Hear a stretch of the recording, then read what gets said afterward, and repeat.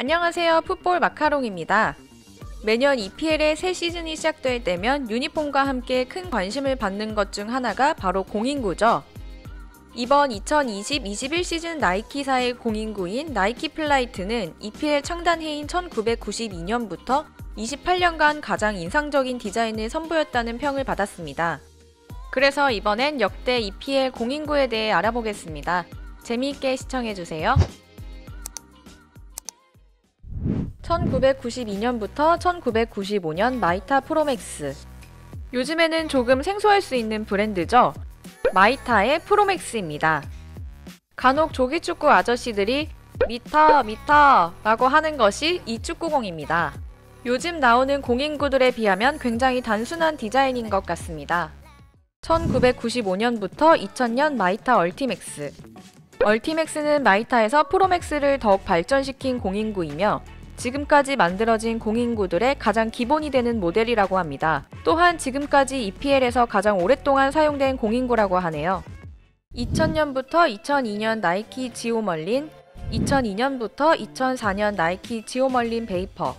2000년대에 들어서 EPL의 공인구는 계속해서 나이키사의 제품을 사용해오고 있습니다.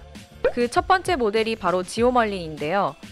나이키는 공에 공기를 주입했을 때 가죽 전체에 고르게 퍼지는 기술인 지오라는 기술을 도입하여 당시에 세상에서 가장 둥근 공이라는 타이틀을 내걸었습니다. 이후 나온 지오멀린 베이퍼는 십자 패턴의 회색 줄을 강조하여 클래식함을 더했고 공기 저항을 줄였다고 합니다. 아스날 팬들에게는 03-04 시즌 무패 우승을 선사해준 공이기도 합니다. 2004년부터 2006년 나이키 토탈 90 에로우 1. 세간에 떠도는 얘기 중 축구는 아디다스, 농구는 나이키라는 말이 있습니다. 하지만 그 말을 뒤집어버린 희대의 역작이 나왔죠. 바로 토탈 90 시리즈입니다. 이 시기에 나이키는 토탈 90 시리즈에 들어가는 모든 제품에 링 모양의 패턴을 넣었고 특히 공인구에 들어간 링 패턴은 공의 회전을 더 다이나믹하게 보여주었습니다. 또한 이 시기부터 EPL은 눈이나 비가 많이 오는 영국 날씨에 맞추어 기존의 흰색 바탕의 공 이외에 노란색 바탕의 공인구를 따로 제작했습니다. 2006년부터 2008년 나이키 토탈 90 에로우 2. 나이키는 기존 토탈 90 시리즈의 링 패턴에 비대칭적인 느낌을 주어 공이 공중이나 지상에서 회전하는 모습이 시각적으로 더 잘 표현되도록 했습니다. 이때부터 나이키는 더 이상 공이 빠르게만 가는 것이 아닌 정확하게 갈 수 있는 기술을 도입하기 시작했습니다. 2008년부터 2009년 나이키 토탈 90 옴니. 호날두 선수가 특히나 좋아했던 공으로 알려져 있는 토탈 90 옴니는 GO2라는 기술을 도입한 6겹의 레이어로 이루어져 가장 정확성을 갖춘 공으로 평가받고 있습니다. 2009년부터 2010년 나이키 토탈 90 아센트.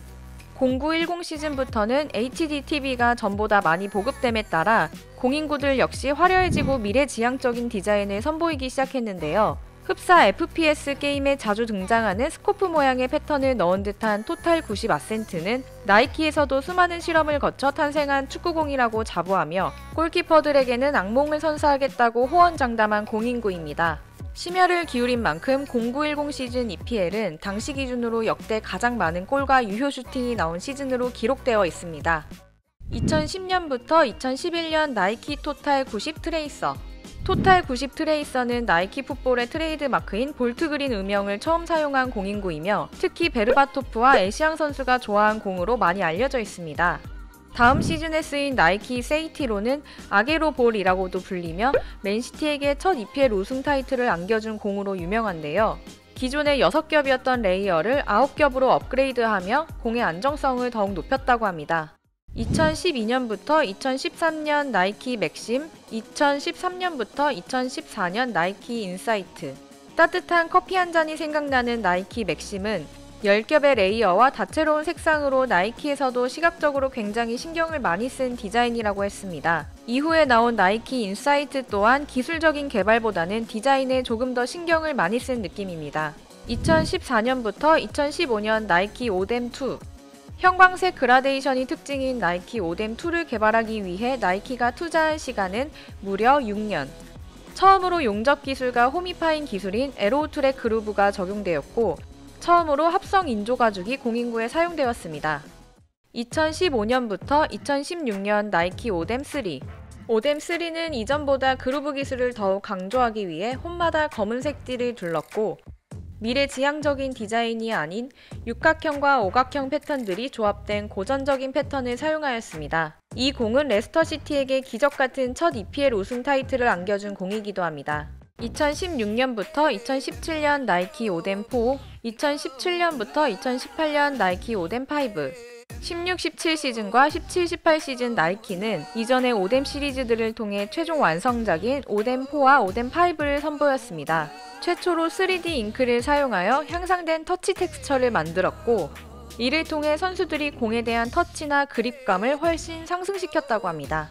2018년부터 2019년 나이키 멀린 A good idea is a good idea forever 라는 문구와 함께 소개된 나이키 멀린은 0001 시즌에 사용된 지오 멀린에서 영감을 받은 공인구로서 모든 기상 조건에서 사용 가능한 ACC 기술을 도입하였고 기존 32개의 패널을 4개로 확 줄인 공인구라고 합니다. 2019년부터 2020년 더 레이티스트 나이키 멀린 19-20 시즌 나이키는 EPL 공인구 제작 20주년을 기념하여 총 3분기로 나누어서 제작된 공을 선보였습니다. 상반기에 사용된 공인구에는 EPL 트로피에서 빛이 반사되는 것에서 영감을 얻어 진주빛깔이 도는 패턴을 넣었고 겨울 시즌인 중반기에는 2000년대 중반에 사용된 토탈 90 에로우 시리즈를 표현한 공인구를 사용하였습니다. 시즌 후반기에 사용된 터널 비전 볼은 코로나를 이겨내자는 의미를 담고 있다고 하는데요. 이 시기 나이키는 공인구에 No Room for Racism 문구를 넣어 당시 가장 큰 이슈 중 하나였던 인종차별을 반대하는 캠페인에 동참했습니다. 2020년부터 2021년 나이키 플라이트 나이키는 앵귤러 쉐브론스라는 이름의 패턴을 플라이트에 사용함으로써 EPL이 유럽에서 가장 빠른 리그라는 것을 표현했다고 합니다. 지금까지 나온 공인구들 중에 가장 크고 많은 그루브가 사용된 플라이트를 개발하기 위해 투자한 시간만 무려 8년 그리고 자그마치 1700시간의 테스트를 거쳐 개발된 에로우 스컬트 기술이 처음으로 적용되었습니다. 이 기술을 통해 나이키 플라이트는 공기와의 마찰을 이전보다 30% 이상 줄여 공이 빠르게 나감과 동시에 정확하게 날아갈 수 있도록 했습니다. 대신 무회전을 선호하는 선수들에게는 공의 흔들림이 줄어들어 팬들 입장에서는 더 이상 도깨비 슛과 같은 모습은 기대하기 어렵다고 하네요. 지금까지 총 28년간 사용되어 온 17개에 달하는 공인구들에 대해 살펴보았습니다. 여러분들은 어떤 공인구가 가장 마음에 드시나요? 그냥 공은 단순히 둥글기만 하면 되는 줄 알았는데 이렇게 많은 기술들이 적용되어 있었다니 다음에 축구를 좋아하는 친구들을 만나면 아는 척 좀 해야 할 것 같습니다. 언제나 좋은 하루 보내시고요. 영상이 괜찮으셨다면 좋아요와 구독 부탁드립니다. 감사합니다.